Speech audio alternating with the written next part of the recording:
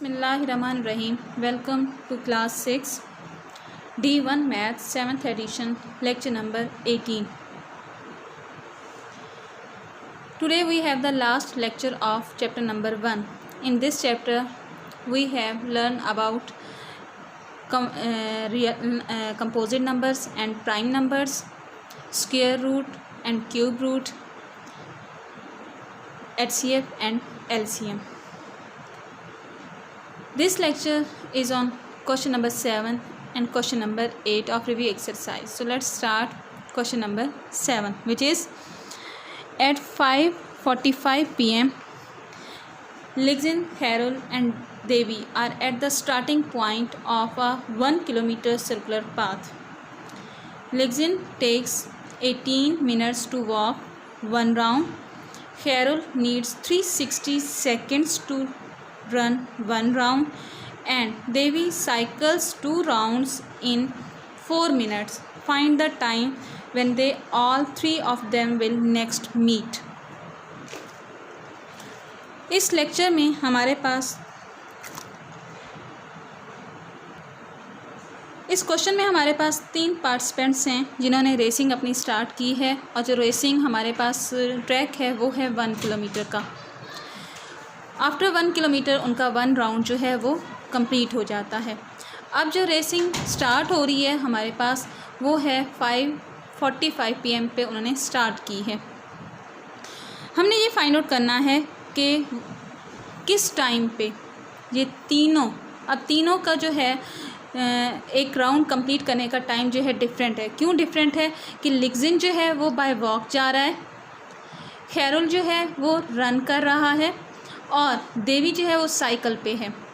सो इन तीनों का way of जो रेस है वो चूँकि डिफरेंट है इसलिए इन तीनों का टाइम जो है वो भी डिफरेंट है एक राउंड को कंप्लीट करने के लिए. तो हमने ये फाइंड आउट करना है कि ऐसा कौन सा टाइम होगा, मिनिमम टाइम होगा जो हमारे पास जब तीनों ये पार्टिसिपेंट्स हमारे पास एक ही पॉइंट पे दोबारा इकट्ठे हो जाएंगे.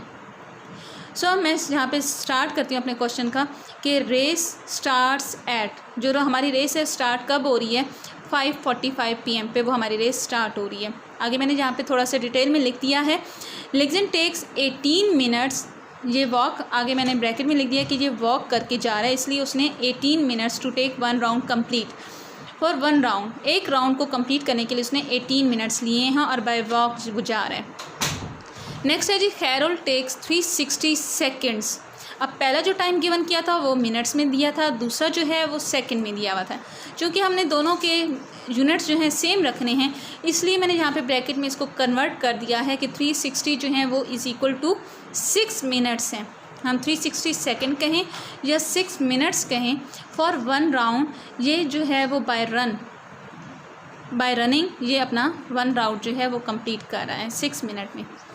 नेक्स्ट है जी देवी टेक्स 4 मिनट्स बाय साइकिलिंग, ये राउंड अपने कंप्लीट कर रहे हैं और फॉर 2 राउंड्स ये जो 4 मिनट्स ले रहा है ये 2 राउंड्स के ले रहा है. इसका मतलब है एक राउंड वो उसका कंप्लीट होता है 2 मिनट में, तो 4 मिनट में उसके 2 राउंड कंप्लीट हो जाते हैं. नेक्स्ट हमने इन तीनों का देखना है कि ऐसा वो कौन सा टाइम है या कितने टाइम के बाद ये तीनों जो हैं दोबारा से अपने स्टार्टिंग पॉइंट पे आ जाते हैं, यानी उनके राउंड जो हैं कंप्लीट हो जाते हैं. सबसे पहले मैंने यहाँ पे लिग्जिन को देखा है, उसका फर्स्ट राउंड जो है 18 मिनट में कंप्लीट हो रहा है. तो लाजमी बात है सेकंड जो राउंड होगा वो 36 मिनट में कंप्लीट हो जाएगा. इसी तरह से सो ऑन आगे आप इसके मल्टीपल्स लेते जाएँ. नेक्स्ट है जी खैरुल.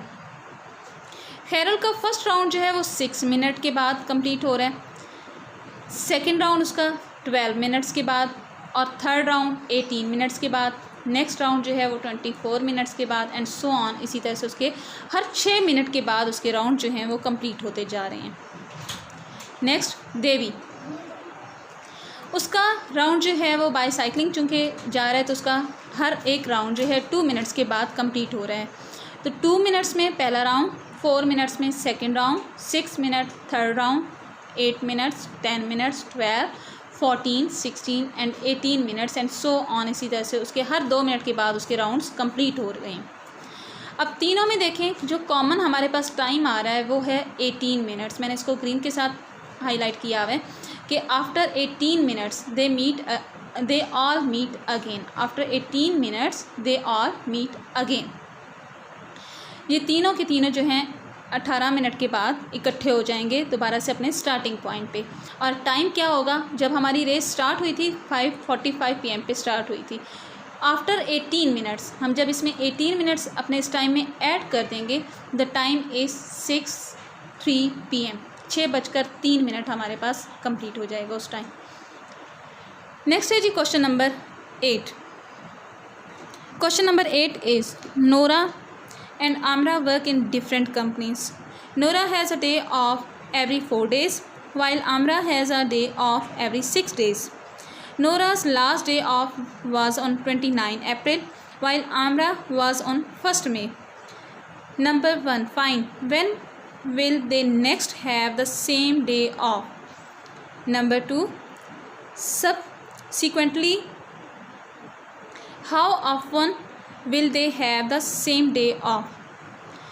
हमारे पास दो कंटेस्टेंट हैं, नोरा एंड आमिरा। ये दोनों डिफरेंट कंपनीज में काम कर रही हैं। अब नोरा का जो है उसको हर 4 दिन के बाद एक ऑफ डे मिल जाता है। हाँ, Nora has off day every 4 days. हर 4 दिनों के बाद उसका जो है ऑफ डे उसको मिल जाता है। एंड आमिरा जो है उनको 6 दिनों के बाद उसका एक ऑफ डे आ जाता है।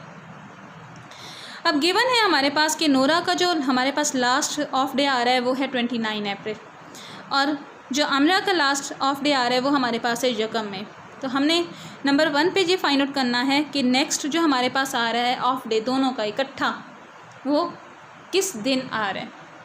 तो हम सबसे पहले देखते हैं Nora is equal to, Nora के लिए जब मैंने नोट किया कि सबसे पहला ऑफ डे उसको है 29 अप्रैल। आफ्टर 4 डेज़, चूँकि अप्रैल 30 डेज़ का होता है, इसलिए जो उसका लास्ट नेक्स्ट डे ऑफ आ रहा है वो है 3 मई को। यानी 4 दिन इसमें ऐड कर दें 4 डेज़, तो हमारे पास नेक्स्ट जो ऑफ डे उसका आ रहा है वो 3 मई को आ रहा है। नेक्स्ट जो आ रहा है वो है 7 मई को। उससे नेक्स्ट आगे आ रहा है, इसी तरह से 4 डेज़ इसमें ऐड करते जाएं, और हर उसके ऑफ डेज़ जहाँ पे मैंने लिख दिए हैं 11 को, 15 मई को और 19 मई को, इसी तरह से सो ऑन।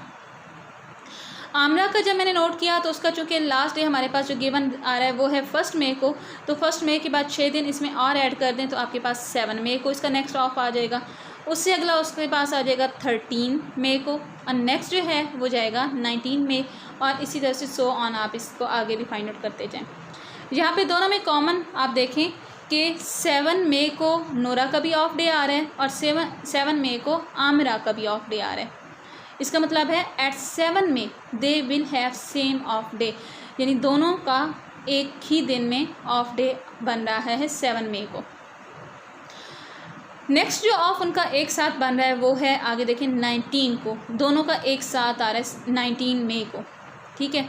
तो अब सेकंड उन्होंने कहा है कि दोनों का जो ऑफ डे बन रहा है वो कितने कितने दिनों के गैप के बाद बन रहा है। तो आप उसमें यहाँ पे नोट करें कि पहला ऑफ जो है उनके पास 7 मई को आ रहा है और नेक्स्ट जो है 19 मई को आ रहा है। तो दोनों में डिफरेंस देखें कितने दिनों का डिफरेंस आ जाता है। 19 में से 7 अगर हम माइनस करें, दरमियान में डेज़ काउंट करें, तो हमारे पास 12 डेज़ बनते हैं। यानी after every 12 days they will have same of day, यानी पहला डे उनका 7 मई को आ रहा है, नेक्स्ट जो आ रहा है वो 19 पे आ रहा है। तो 7 और 19 में गैप कितना है, 12 डेज़, यानी हर 12 दिनों के बाद उनका इकट्ठा सेम ऑफ डे आता जाएगा। ठीक है, is it clear? Thank you so much.